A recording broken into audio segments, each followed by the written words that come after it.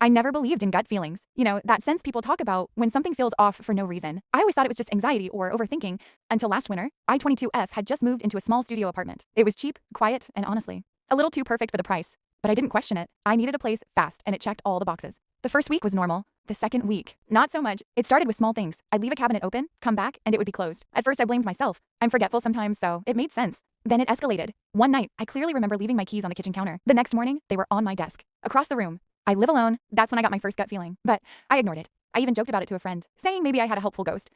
It felt easier than actually being worried.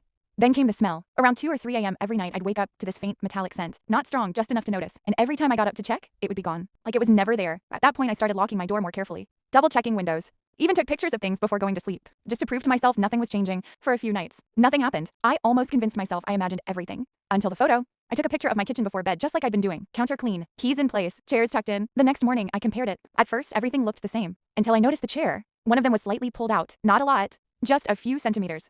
But enough. And I know for a fact I didn't leave it like that. That's when the gut feeling turned into something else. Fear.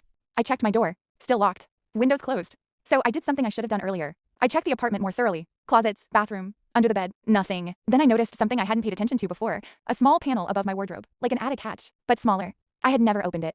I grabbed a chair, climbed up, and pushed it open. At first, I saw nothing but darkness. Then, movement. I dropped down so fast I almost fell. I didn't wait to confirm what I saw. I just ran out of the apartment and called the police from the hallway. They came within minutes. I remember standing there, shaking, trying to explain what I thought I saw. Even saying it out loud made me feel crazy. Until they checked, 2 officers went inside. One stayed with me. It felt like forever. Then I heard it. Footsteps. Heavy. Fast. And then shouting. They brought him out a few minutes later. A man. Dirty, pale, and way too calm for someone who had just been dragged out of a hidden space in someone else's apartment.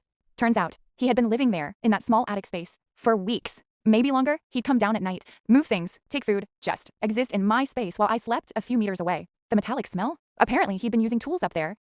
Rust, old pipes, something like that. I don't remember much after that. I stayed with a friend for a while. Moved out as soon as I could, but here's the part that still gets me. A few days later, the police returned some of my belongings, including a small notebook. It wasn't mine. Inside were notes about me, what time I got home, when I slept, what I ate. Even things like, she talks in her sleep sometimes, she seems sad lately. She almost found the panel today. I stopped reading after that. So yeah, I believe in gut feelings now, because sometimes that feeling isn't in your